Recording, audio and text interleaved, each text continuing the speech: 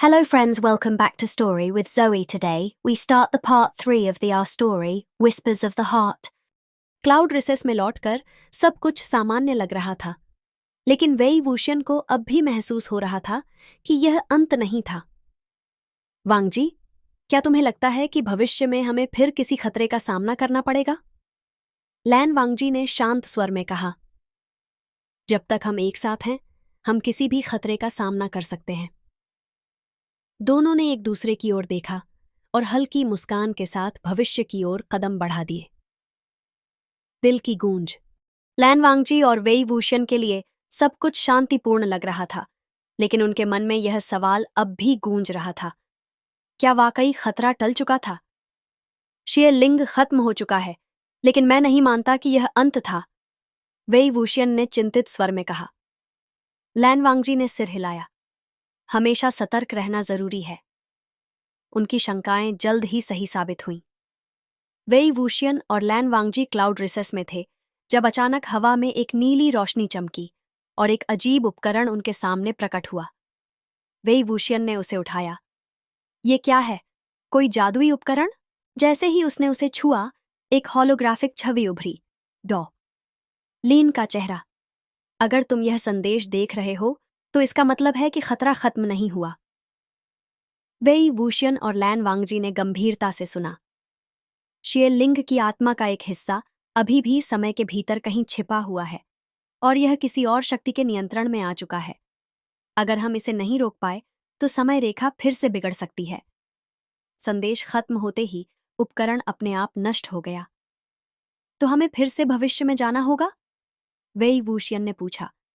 लैन वांगजी ने धीरे से कहा, अगर समय रेखा को बचाना है तो हां। दोनों ने एक बार फिर उस विधि का उपयोग किया जिससे उन्होंने पहले समय यात्रा की थी। जैसे ही उन्होंने मंत्र पढ़ा, हवा में समय का भंवर बन गया और दोनों उसमें समा गए।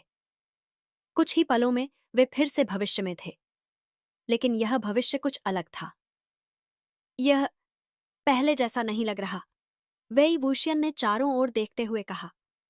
भविष्य की चमकती इमारतें अब अंधकार में डूबी हुई थीं। लैन वांगजी ने महसूस किया कि चारों ओर एक अजीब ऊर्जा थी, कुछ ऐसा जो पहले महसूस नहीं हुआ था। यहां कुछ गड़बड़ है, उन्होंने कहा। वेई वूशियन और लैन वांगजी एक उजाड़ प्रयोगशाला में पहुंचे, जहां हर तरफ टूटे हुए उपकरण और बिखरी हुई चीजें थीं। क्या यह वही जगह है जहां डॉमेलिन ने हमें बुलाया था? वेई वूशियन ने कहा। लैन वांगजी ने सिर हिलाया। शायद, लेकिन यह जगह बर्बाद हो चुकी है। तभी एक धीमी हंसी गूंजी। तो तुम वापस आ ही गए? एक गहरी आवाज ने कहा। वे दोनों मुड़े और देखा, एक साया धीरे धीरे अंधेरे से बाहर आ रहा था। शियलिंग? वेई वूशियन ने दंग रहकर कहा। लेकिन यह वही शियलिंग नहीं था जिसे उन्होंने हराया था। अब उसकी आंखों में एक अजीब लाल चमक थी और उसके शरीर के चारों ओर काले धुएं की लहरें उठ रही थीं। तुमने सोचा कि मुझे हरा सकते हो? शियलिंग ने हंसते हुए कहा। तुम्हारी आत्मा तो नष्ट हो चुकी थी। लैन वांगजी ने तलवार निकालते हुए कहा। मुझे किसी और ने बचा लिया, शियलिंग ने रहस्यमयी मुस्कान के साथ कहा, और अब मैं पहले से भी ज्यादा ताकतवर हूं। शियलिंग ने हवा में हाथ उठाया और चारों ओर की अंधेरी ऊर्जा उसके चारों ओर घूमने लगी। मुझे लगता है तुम्हें मेरे नए मास्टर से मिलना चाहिए, उसने कहा। तभी अंधकार के बीच से एक नई आकृति प्रकट हुई। वह व्यक्ति लंबा था, उसकी आंखें सुनहरी चमक रही थीं और उसके चारों ओर ऊर्जा का अजीब सा प्रवाह था। तुम लोग मेरा सामना करने के लिए आए हो? उसने गहरी आवाज में पूछा। वेई वूशियन और लैन वांगजी दोनों सतर्क हो गए। तुम कौन हो? लैन वांगजी ने तलवार कसकर थामते हुए पूछा। मेरा नाम जिन त्यानशेन है और अब से यह समय मेरा होगा। जिन त्यानशेन के नाम ने जैसे ही हवा में गूंज भरी, लैन वांगजी और वेई वूशियन दोनों ने तुरंत अपना रुख बदल लिया। उनके सामने खड़ा यह व्यक्ति सिर्फ एक साधारण दुश्मन नहीं था, उसकी मौजूदगी से ही समय और स्थान की ऊर्जा अस्थिर होने लगी थी। वेई वूशियन ने अपने हाथ में चिनार की बांसुरी कसी। तो यह तुम्हारी नई चाल है, शियलिंग? किसी और की छाया में छिपकर अपनी हार का बदला लेना? शियलिंग की आंखें क्रोध से चमक उठीं लेकिन उसने कुछ नहीं कहा। जिन तियानशेन ने हल्की मुस्कान के साथ आगे बढ़ते हुए कहा, मैं छाया नहीं हूं, मैं इस युद्ध का नया अध्याय हूं। समय अब मेरी मुट्ठी में है और तुम दोनों अब इस खेल के सिर्फ मोहरे हो। अचानक जिन तियानशेन ने अपना हाथ उठाया और चारों ओर की हवा में एक अजीब सी ध्वनि गूंज उठी। समय जैसे ठहर सा गया। वांगजी, वेई वूशियन चिल्लाया, लेकिन उसकी आवाज जैसे धीमी पड़ गई। लैन वांगजी ने अपने गुजेंग की तारों पर उंगलियां फिराईं और एक शक्तिशाली ध्वनि लहर निकली, जिसने समय की स्थिरता को तोड़ने की कोशिश की। लेकिन तभी जिन तियानशेन ने अपनी उंगलियां चटकाईं और एक काली जंजीर हवा में प्रकट हुई। वेई वूशियन ने खुद को जंजीरों से बंधा पाया। यह क्या है? यह समय की जंजीरें हैं, जिन तियानशेन ने हंसते हुए कहा। अब तुम इस समय रेखा के एक कैदी हो। लैन वांगजी तुरंत अपनी तलवार खींचकर उन जंजीरों को काटने के लिए आगे बढ़ा, लेकिन जैसे ही उसका वार पड़ा, एक शक्तिशाली ऊर्जा लहर निकली, जिसने उसे पीछे धकेल दिया। शेलिंग आगे बढ़कर हंसा। तुम लोग हमेशा जीतने की उम्मीद रखते हो, लेकिन इस बार खेल बदल चुका है।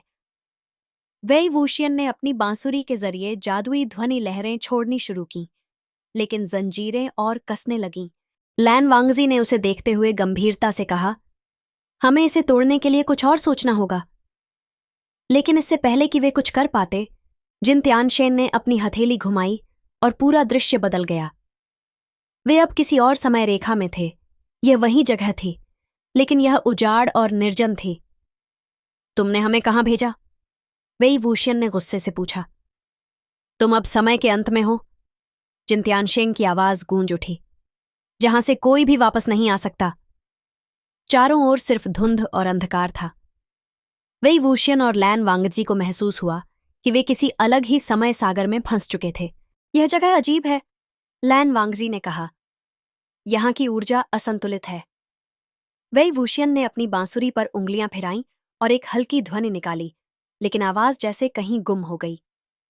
यहां हमारी शक्तियां भी पूरी तरह काम नहीं कर रही हैं, उसने चिंतित होकर कहा। अचानक अंधेरे से एक आवाज आई, तुम लोग भी यहां आ गए? वे दोनों तुरंत मुड़े और देखा, एक बूढ़ा आदमी एक बड़ी चट्टान के पास बैठा हुआ था। तुम कौन हो? वेई वूशियन ने पूछा। बूढ़े ने एक लंबी सांस ली। मैं किसी जमाने में एक समय संरक्षक था, लेकिन अब मैं भी इस समय सागर में फंस चुका हूं। तुम्हें यहां कितने साल हो गए? लैन वांगजी ने पूछा।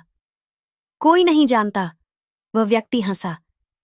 यहां समय कोई मायने नहीं रखता, लेकिन अगर तुम यहां आए हो तो शायद तुम्हारे पास वापसी का कोई रास्ता होगा। वेई वूशियन और लैन वांगजी ने एक दूसरे की तरफ देखा। अगर कोई रास्ता है तो हमें उसे खोजना होगा, लैन वांगजी ने कहा। लेकिन तभी हवा में हलचल हुई और अंधकार के बीच से फिर से शिएलिंग और जिन तियानशेन की छाया उभरी। भागने का कोई रास्ता नहीं है, जिन तियानशेन ने मुस्कुराते हुए कहा। यह तुम्हारी कब्रगाह है। वेई वूशियन और लैन वांगजी के चारों ओर समय का अंधकार फैल चुका था। हर दिशा में सिर्फ अनंत धुंध और ठंडी हवाओं की गूंज थी। हम यहां से बाहर कैसे निकलेंगे? वेई वूशियन ने अपनी बांसुरी को कसकर पकड़ते हुए पूछा। लैन वांगजी ने अपनी तलवार को कसकर थामा और चारों ओर नजर दौड़ाई। समय की यह कैद तभी टूटेगी जब हम इसकी जड़ तक पहुंचेंगे।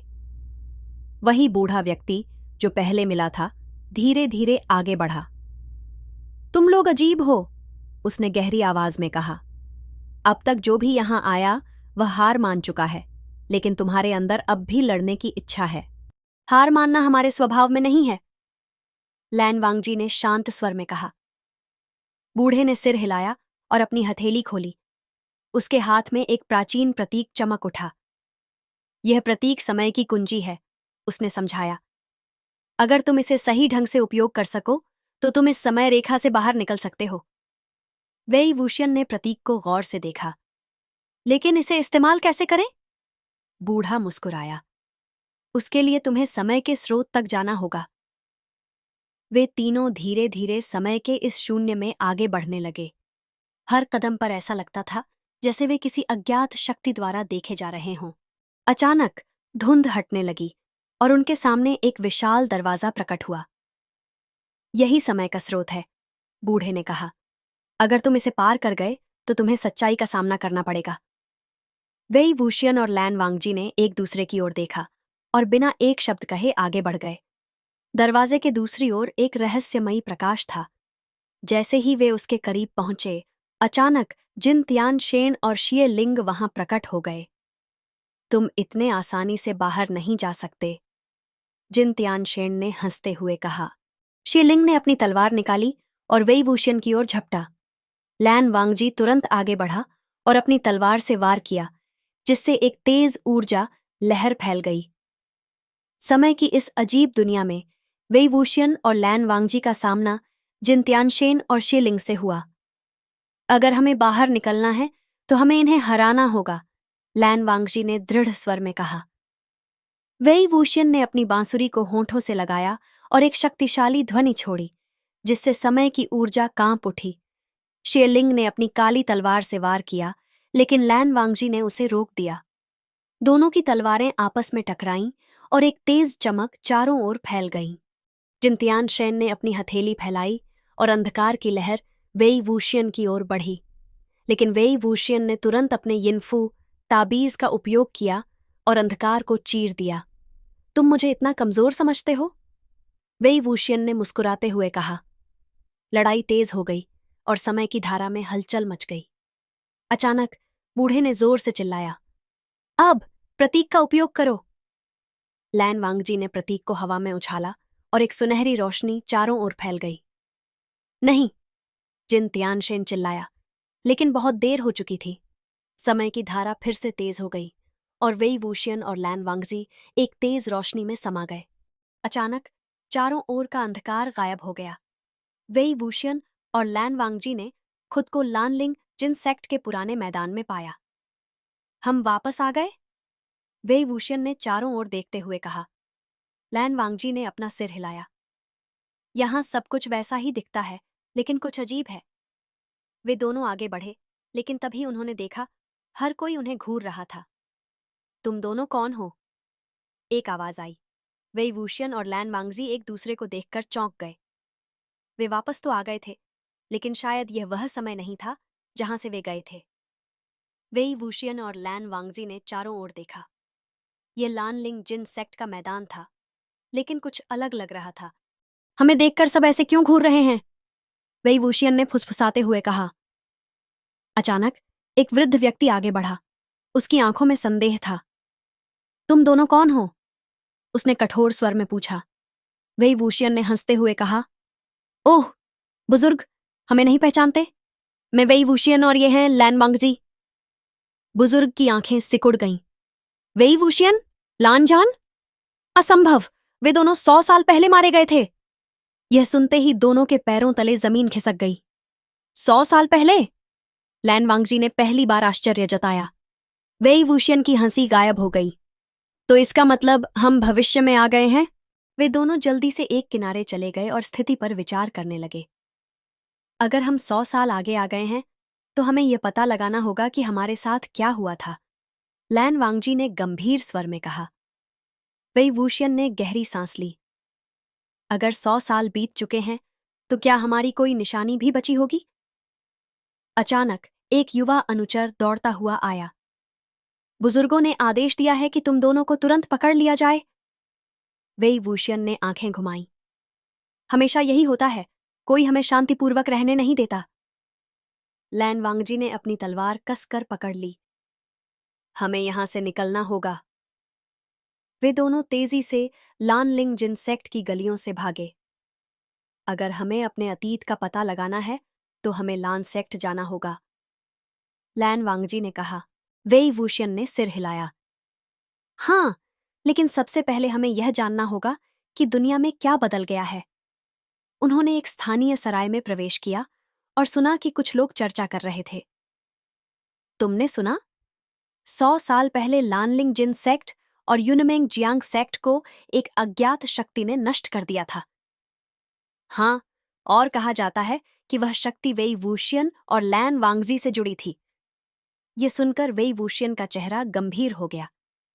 हमारे नाम को दोष दिया गया? लैन वांगजी की आंखें चमक उठीं। हमें इसका सच पता लगाना होगा। क्या वे अपने भविष्य को सुधार पाएंगे या समय की यह उलझन उन्हें और गहराई में खींच लेगी? लानलिंग जिन सेक्ट की गलियों से बाहर निकलने के बाद वेई वूशियन और लैन वांगजी ने अपना अगला कदम तय किया। गुसु लान सेक्ट। अगर हमें 100 साल बाद की सच्चाई जाननी है तो सबसे पहले लान सेक्ट जाना होगा, लैन वांगजी ने दृढ़ स्वर में कहा। वेई वूशियन ने लंबी सांस ली। लेकिन अगर हमारे नाम पर इतने बड़े इल्जाम लगे हैं तो क्या हमें वहां जाने दिया जाएगा? लैन वांगजी ने बिना हिचक उत्तर दिया, यह जरूरी है। रास्ते में वे दोनों एक सुनसान गांव में पहुंचे। गांव पूरी तरह उजाड़ था, न कोई इंसान, न कोई आवाज, बस पुरानी टूटी फूटी झोपड़ियां और बहता हुआ ठंडा हवा का झोंका। यह जगह इतनी खामोश क्यों है? वेई वूशियन ने इधर उधर देखते हुए कहा। अचानक एक कर्कश आवाज हवा में गूंज उठी। यहां कोई नहीं आता, जो आता है वह वापस नहीं जाता। वे दोनों तुरंत सतर्क हो गए। लैन वांगजी ने अपनी तलवार संभाली और वेई वूशियन ने अपने यिनफू ताबीज निकाल लिए। हवा में अजीब सी गूंज सुनाई देने लगी। अचानक एक छाया उभर आई, लंबा कद, लाल आंखें और काले धुएं से बना शरीर। यह एक दुष्ट आत्मा है, लैन वांगजी ने तुरंत पहचान लिया। वेई वूशियन ने हल्की मुस्कान के साथ कहा, तो क्या इसे हराने के बाद यह हमें बताएगा कि यहां क्या हुआ था? छाया एक भयानक गर्जना के साथ उन पर झपटी। लैन वांगजी ने अपनी तलवार से वार किया, लेकिन तलवार उसके शरीर के पार निकल गई, जैसे कि वह केवल धुएं का गुच्छा हो। वेई वूशियन ने अपनी बांसुरी उठाई और एक मंत्र बजाया। हवा में लहरें उठने लगीं और छाया दर्द से चिल्लाई, यह आवाज, ये वही है जिससे मैं बचना चाहता था। वेई वूशियन की आंखें सिकुड़ गईं। तो तुम हमें जानते हो? छाया ने कांपते हुए उत्तर दिया, मैंने तुम्हें देखा था 100 साल पहले। तुम दोनों मौत के घाट उतार दिए गए थे। वेई वूशियन और लैन वांगजी एक पल के लिए स्तब्ध रह गए। 100 साल पहले हमें मार दिया गया? छाया ने धीरे धीरे सिर हिलाया। हाँ, और तुम्हारी हत्या करने वाले कोई और नहीं बल्कि तुम्हारे ही परिचित थे। वेई वूशियन और लैन वांगजी एक दूसरे की ओर देखने लगे। हमारे परिचित? लैन वांगजी ने गंभीरता से पूछा। छाया ने अपनी लाल आंखों में भय के साथ कहा, सच्चाई गुसु लान सेक्ट में छिपी है। अगर तुम वहां गए तो तुम्हें सब कुछ पता चल जाएगा, लेकिन यह भी याद रखना, सच कभी सरल नहीं होता। इतना कहकर छाया गायब हो गई। वेई वूशियन ने लंबी सांस ली। अब हमारे पास कोई और रास्ता नहीं बचा, हमें गुस्सू जाना ही होगा। लैन वांगजी ने अपनी तलवार म्यान में रखी और धीरे से कहा, जो भी सच हो हम उसका सामना करेंगे। वेई वूशियन और लैन वांगजी बिना समय गंवाए गुसु लान सेक्ट की ओर निकल पड़े। रास्ते में घना कोहरा छाया हुआ था, जैसे कि कोई अदृश्य शक्ति उन्हें रोकने की कोशिश कर रही हो। लगता है कि कोई नहीं चाहता कि हम सच तक पहुंचे, वेई वूशियन ने हल्की मुस्कान के साथ कहा। लैन वांगजी ने गंभीर स्वर में उत्तर दिया, लेकिन हमें जाना ही होगा। जब वे गुसुलान सेक्ट के मुख्य द्वार पर पहुंचे तो उन्हें वहां की दीवारों पर अजीब निशान दिखे। ये निशान तलवारों के वार से बने लगते हैं, लैन वांगजी ने निरीक्षण करते हुए कहा। वेई वूशियन ने आगे बढ़कर दरवाजे को छूने की कोशिश की, लेकिन अचानक एक शक्तिशाली अवरोधक बल, बैरियर, उनके सामने चमका और उन्हें पीछे धकेल दिया। ओह, ये क्या था? वेई वूशियन ने अपना हाथ झटकते हुए कहा। अचानक हवा में एक कठोर आवाज गूंजी, गुसु लान सेक्ट में बाहरी लोगों का प्रवेश निषिद्ध है, चले जाओ। दोनों ने एक दूसरे की ओर देखा। लैन वांगजी ने गंभीर स्वर में कहा, अगर यह अवरोधक बल बैरियर है तो इसका मतलब है कि यहां कुछ छिपाया जा रहा है। वेई वूशियन ने धीरे से मुस्कुराते हुए कहा, तो इसे तोड़ने का कोई तरीका निकालना होगा, है ना? लैन वांगजी ने सिर हिलाया। हाँ, लेकिन हमें सावधान रहना होगा। वेई वूशियन और लैन वांगजी ने पहाड़ों के दूसरी ओर से जाने का फैसला किया। उन्होंने एक गुप्त मार्ग खोजा जिससे होकर वे अंदर प्रवेश कर सके। जैसे ही वे अंदर पहुंचे, उन्हें एक सुनसान आंगन दिखाई दिया। चारों ओर सफेद धुंध फैली हुई थी। और हर चीज पर पुराने समय का प्रभाव झलक रहा था। यहां इतनी वीरानी क्यों है? वेई वूशियन ने फुसफुसाते हुए कहा। लैन वांगजी ने चारों ओर देखा और धीरे से कहा, कुछ सही नहीं लग रहा। तभी एक पुराना पांडुलिपि, मैन्यूस्क्रिप्ट, जमीन पर पड़ा दिखाई दिया। लैन वांगजी ने उसे उठाया और पढ़ना शुरू किया। यह क्या कह रहा है? वेई वूशियन ने उत्सुकता से पूछा। लैन वांगजी की आंखें धीरे धीरे चौड़ी हो गईं। यह लिखा है, वेई वूशियन और लैन वांगजी की मृत्यु का सच।